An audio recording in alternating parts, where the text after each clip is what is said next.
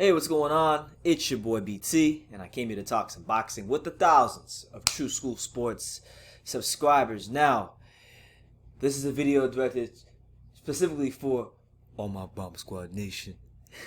The saga continues with Deontay Wilder. It continues with Deontay Wilder.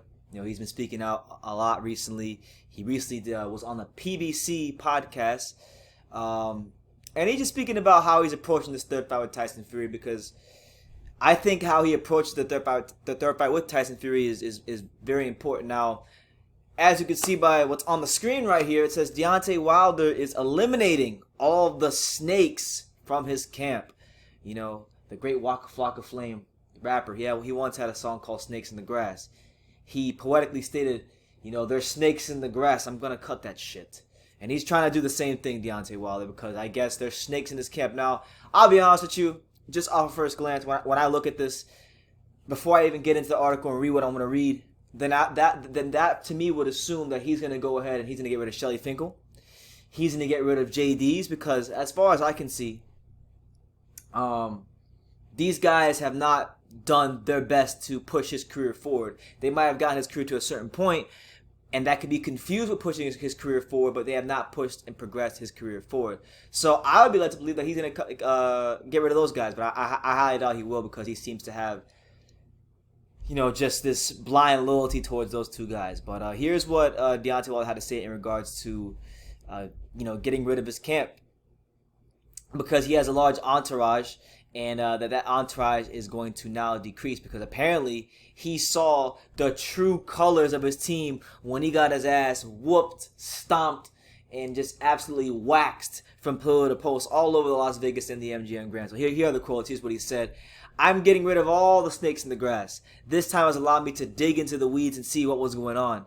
You can have a lot of great people around you, but you can't control the jealousy of people. You think people are happy with you, but everyone wants you to have, but they don't want you to they don't want to sacrifice as much as you. People are envious of things that they can't have, and I've had to weed that out and change certain things." Apparently, Deontay Wilder has reached out to a couple of people. He hasn't named who, but a couple of people.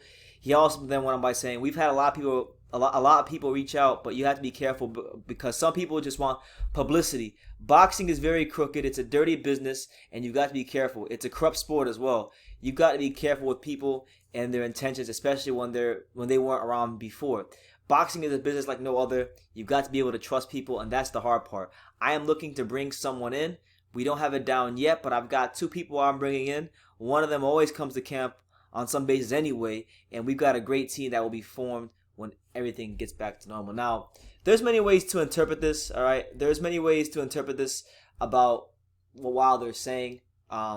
Personally, when I read this, I look at this as a coping mechanism to deflect from the fact that he was in witness protection his whole career.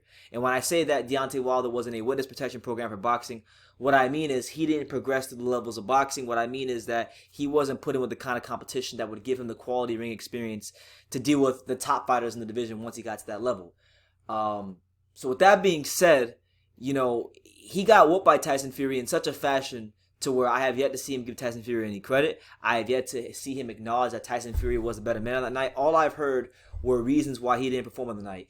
All I've heard is things about, "Well, I wasn't there that night. That wasn't me. And now he's saying there's snakes in his team. Then it was the costume. It's just been excuse after excuse after excuse. And I'll be surprised if I ever in my lifetime hear more excuses from a fighter after a loss than Deontay Wilder, because the reality is this. Okay, the reality is this.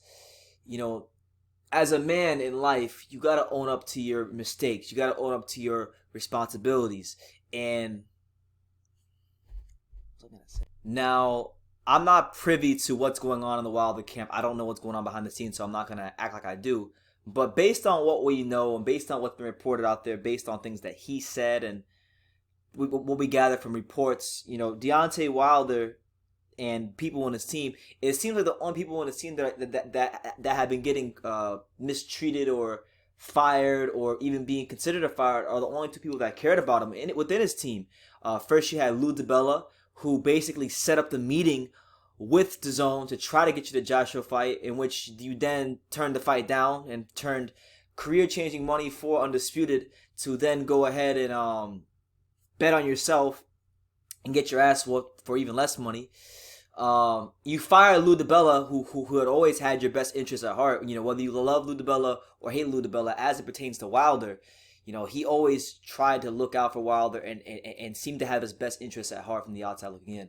Then, you know, I know since then it's been reported that he's going to keep Mark Breland, but the fact that he even considered firing Mark Breland in the first place, the fact that, you know, he considered firing Mark Breland in the first place is already bad enough, because, you know, you got guys in your team like JD's who, let's be real.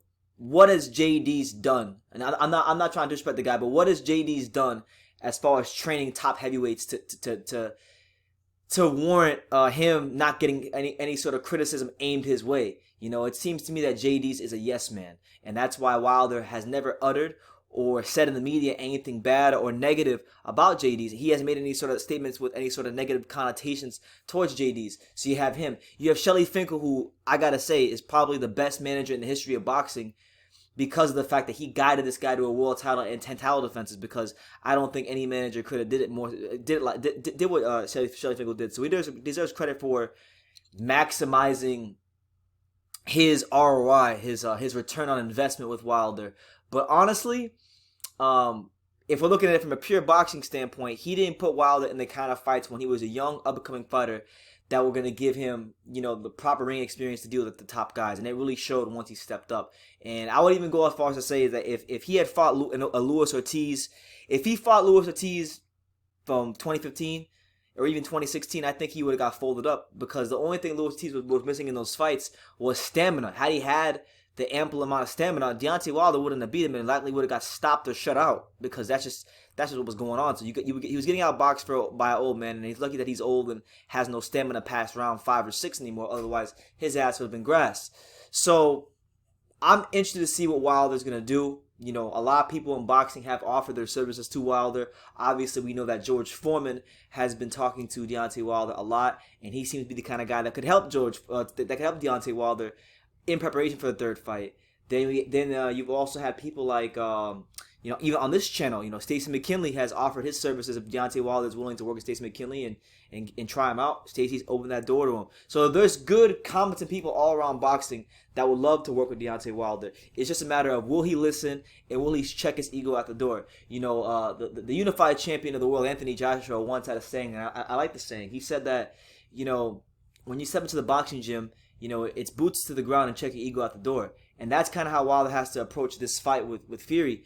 And I'll tell you, I'm going to put it to like this. I don't care if they resurrect Emmanuel Stewart right now from the grave.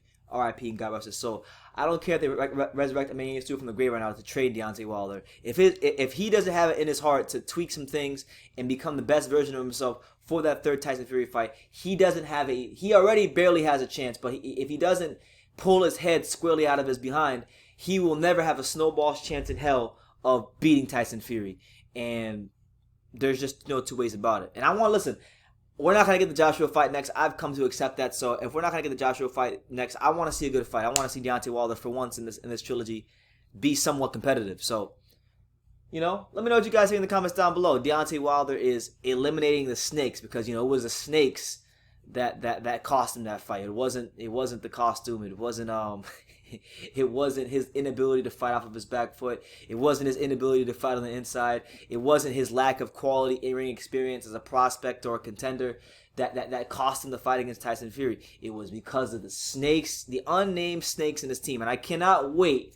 I am dying for the day that he opens up about this, because I know he's going to keep flapping his gums, and it's going to be just more delusion on top of more delusion on top of more delusion on top of more delusion. So when it happens, we'll report on it, but that's the news here. Deontay Wilder is saying that he's making some changes to his team, and he's eliminating the snakes from this camp. So we'll see if he can get the snakes and all the venomous snakes away from him so he can be the best version of himself. But let me know what you guys think in the comments down below. And let me know, who would you like to see Deontay Wilder bring into his camp, and who do you think would give him the best chance to win a third fight with Tyson Fury? Let me know in the comments down below. Make sure you take the time to subscribe. And like I say in every single one of these videos, you can love me or you can hate me, But I'm just a kid from Dane. So until next time, take care, guys.